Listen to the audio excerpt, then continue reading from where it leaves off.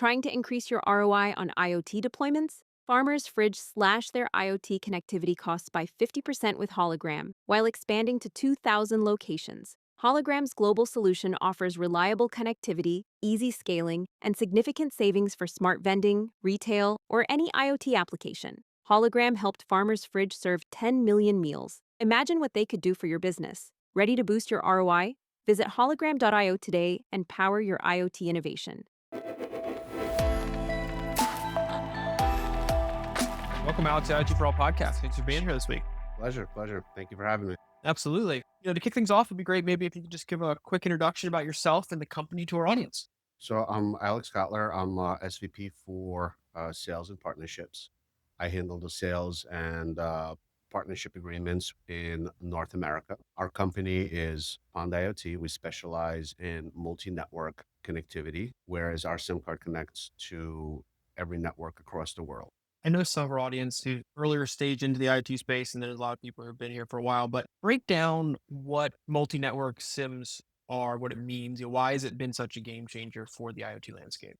So a multi-network SIM is essentially exactly what it is, right? It's a SIM card that connects to multiple MNOs. So like an MNO is a mobile network operator, such as your AT&T, T-Mobile, Verizon, right? Every carrier has pretty strong coverage at this point, but every carrier still experiences dead zones for one reason or another, whether a tower operates at a particular frequency that doesn't have strong building penetration, or whatever the case may be. I mean, there could be a number of different cases, right? And when you do a deployment, it's very difficult to understand which carrier works in a particular area. So when you put up a carrier map, it says, "Oh yeah, look, I'm in New Jersey and I'm in this particular city and I have great coverage." But then when you actually go there with your device with the SIM activated, you see there's no coverage. And at the end of the day, there could be a number of issues for that. One, the tower is down, or B, there's just no service on that particular block. Having a SIM card with access to multiple network allows you to gain connectivity as long as there is cellular coverage from any of the providers. So this significantly reduces dead zones. It doesn't eliminate them. You're still going to have them, but it significantly reduces them, which enables you a smoother deployment and a more cost-effective deployment.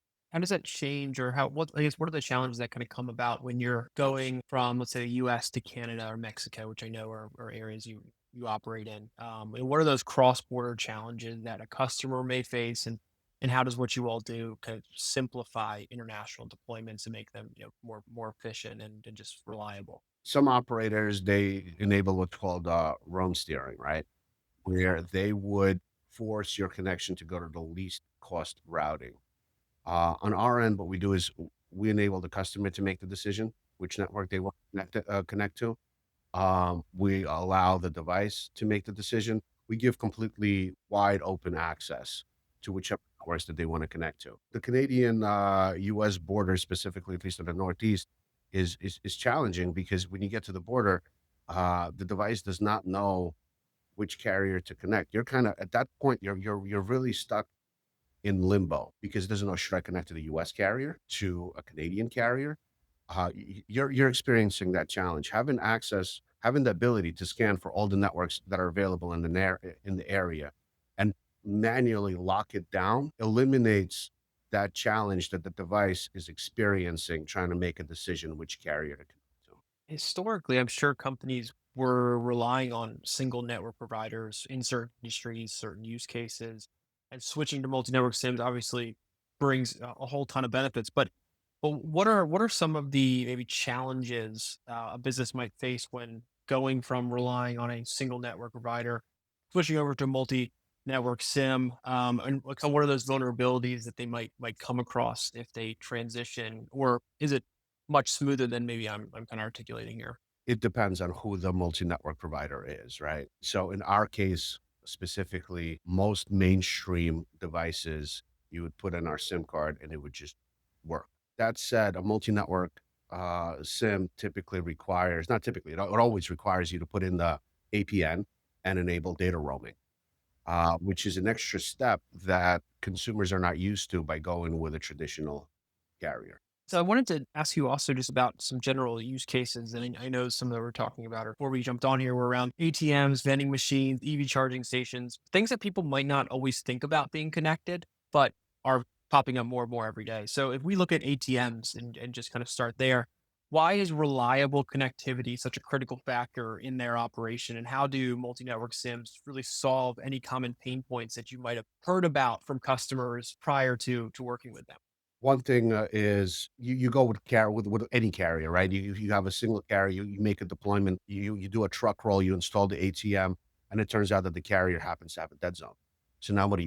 You either drive around with a stack of SIMs and you activate all three of them, and you start popping in one after the other to see which one works. With a multi-carrier SIM, it's just simple. Then on the flip side, with a multi-carrier SIM, it's very easy to have redundancy, right? Every carrier experiences network issues. So if one of these carriers have a network issue, you have the ability to switch to another one and you're eliminating downtime because at the end of the day, if that ATM machine doesn't have internet connectivity, it's offline. It's offline. Nobody's making money and nobody's taking money. With an ATM, I mean, I imagine they kind of stay in the same location for a decent amount of time. Is that pretty accurate? So it's just figuring out what's going to give you the best connectivity in that location, and then you're kind of good to go from there. Yes, but then you also want to think of redundancy, right? Some ATMs they'll use Ethernet and cellular failover. Some will just use a cellular failover. But again, having a single network, while unlikely, it does happen that networks go down. That's why having a multi-network SIM substantially reduces the possibility of downtime. Now, regarding vending machines, I don't think many people really realize how much technology really goes into them at times. Can you walk us through how IoT and connectivity are really playing a role there, transforming kind of maybe what we've thought we knew about vending machines to maybe now the connected vending machine that is out there in the market? So the vending machine world is evolving very quickly, especially with the introduction of AI. You take a traditional vending machine and basic credit card reader that would use maybe 25, 30 megabytes a month. And all it does is just process a transaction. The newer vending machines, they're a lot more robust and they have very different data demands. One, they give you a full suite of analytics. They do face recognition and learn customers' behavior. So now moving from a vending machine that had a basic requirement of 25 megabytes a month, where latency was absolutely irrelevant for the most part, as long as it's under like 200 milliseconds, and network conditions were absolutely irrelevant, to now where you're using a vending machine where could use 3 to 5 gigabytes of data, having a robust, stable network is crucial to the operation of that vending machine. And this also goes to unattended retail because unattended retail is essentially is a giant vending machine. You're talking about like those kind of the employee-less shops that like I've been to sporting events, right? Where you just walk in, you scan your phone or credit card, and you walk in, and you just leave. Like there's nobody there to help you. Right. And again, your connectivity goes down, you're out of business. It's so interesting how that had shifted, and I'm sure there's a lot of benefits of running an operation that way. But to your point, you're relying heavily on that connectivity, and without it, you can't do any business, and there's no really in between at that point. So the other point I mentioned earlier is around EV charging stations. So talk to me about the connectivity and how it plays a role there, and why it's also probably pretty unique, especially in remote and maybe even like semi-urban kind of locations and areas. So just generally take us through how that's playing a role and what you kind of learn in that space as well. What we're seeing is very large amount of deployments in the EV charger space. I figured, Tesla owns the infrastructure, and then you have a few other major players that are rolling out chargers here and there. But what we're seeing, especially I want to say in the last 6 months, is very significant EV charger rollouts across the country. I'm talking about like tens of thousands of EV chargers that are going up online on a monthly basis. The challenge with these is again, connectivity, because without having internet access, these things simply do not work. And the way the incentives work for the EV chargers, at least today, is you have to have a certain amount of uptime in order to receive these incentives. So having as much redundancies in place as possible uh, plays a significant benefit to the EV charging operator as much as possible because one, it's a user experience. So they put up a brand new network, right? They have the app, and the user needs to know that the charger is online. How does that happen? Over the internet. The operator needs to know how much juice is being used, how often is this charger being used, what is my ROI? That all comes down to connectivity. Truck rolls are very expensive. Truck rolls to service these machines range anywhere from $500 to $1,000 per roll. So spending an extra 3, 5, $15 a month is a negligible expense. When we think about connectivity, we're always at least conversations that pass, it's always talked about in the sense of how it's baked into the solution, the hardware. It's just something you just expect to work.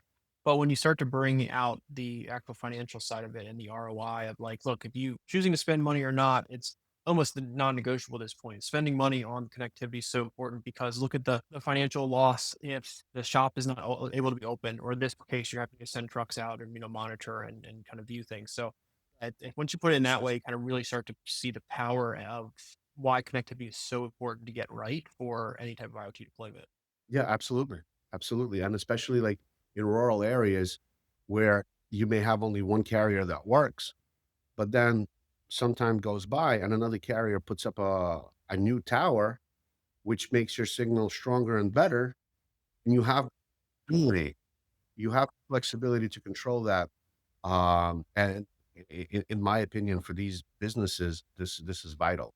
Let me ask, when you work with businesses, obviously, I'm sure the answer is probably it depends, obviously, on things, but like the use case, the environment. But does the size of business that you work with, the size of the deployment, how does that all kind of affect the needs that a business or that that you kind of, I guess, analyze when working with a customer to figure out what's the right connectivity solution for them? Like, do startups, is it size of the company? Is it more use case? Is it size of the deployment? Is it the environment? I'm sure it's a combination of all these things, but like, what are the really factors that matter that help kind of dictate which route you're going to go when it comes to finding the right connectivity for a company? It's a great question, and yes, 100% it depends, right? First question that that we try to put out there, to the end user, it's, what do you value more? Stability or price? I wanna say sometimes, shocking as to how many people go off with price, and then, you flip it on them and you say, "Well, the product that you provide to your end users, what is your value proposition? Is it price? Is it quality of service? Oh, no, no, no, we don't compete on price, it's always quality of service." Okay, so now that we established that, in order for you to provide this quality of service, perhaps spending an extra dollar or 2, and again, the cost difference is so negligible, and yes, at scale, it 100% adds up, 5 cents here, 10 cents there, it adds up, but then it could be counterintuitive to somebody's business model if they focus exclusively on price. Because when the network goes down, not if, when, everyone's gonna have outages. Um, you wanna have the support in place to get you back up and running quickly without having to jump through hoops.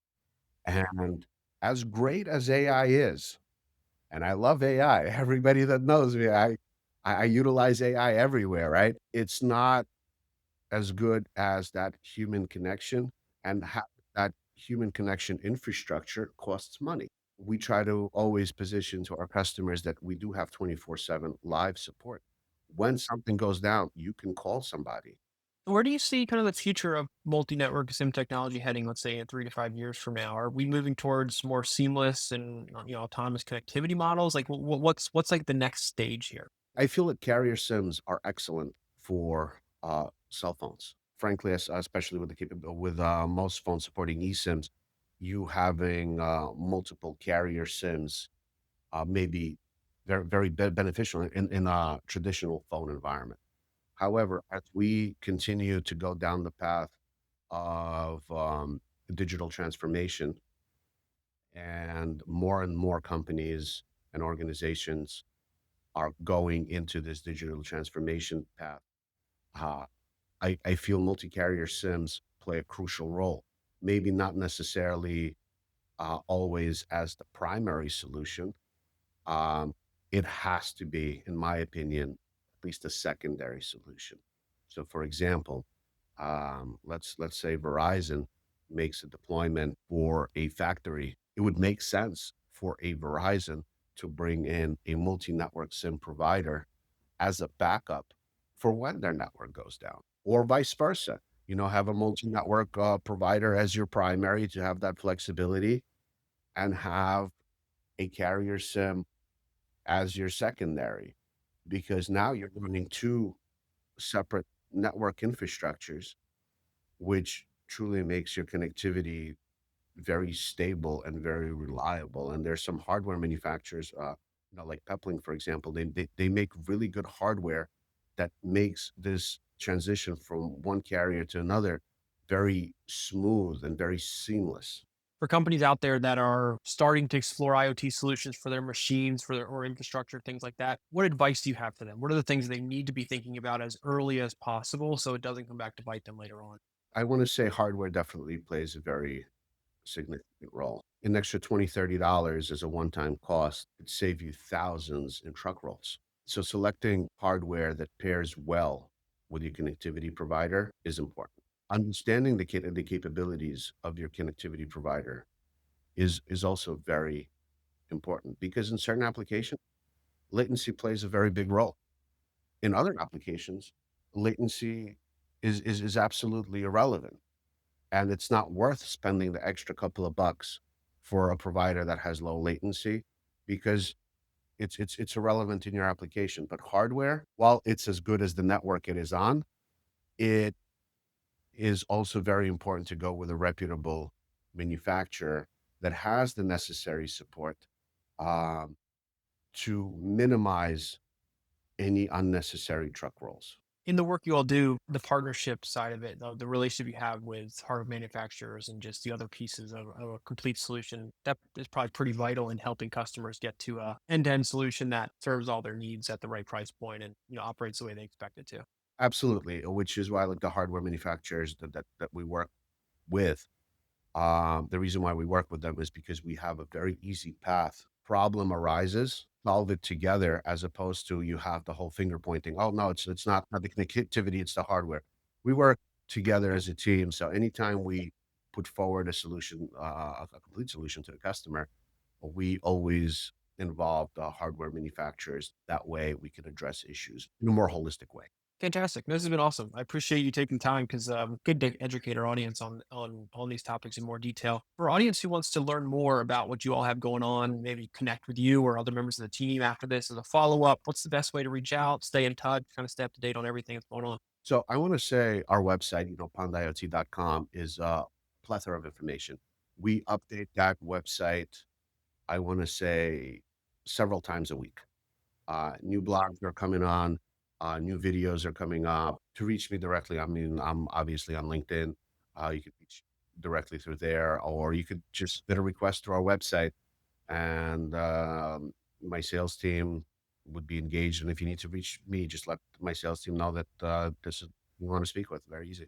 Well, Alex, thanks so much. Really appreciate it. I'm excited to get this out to our audience and hopefully we'll have you back later this year. We can catch up on kind of what's been going on in the space, what you all are seeing, and go from there. Awesome. Thank you.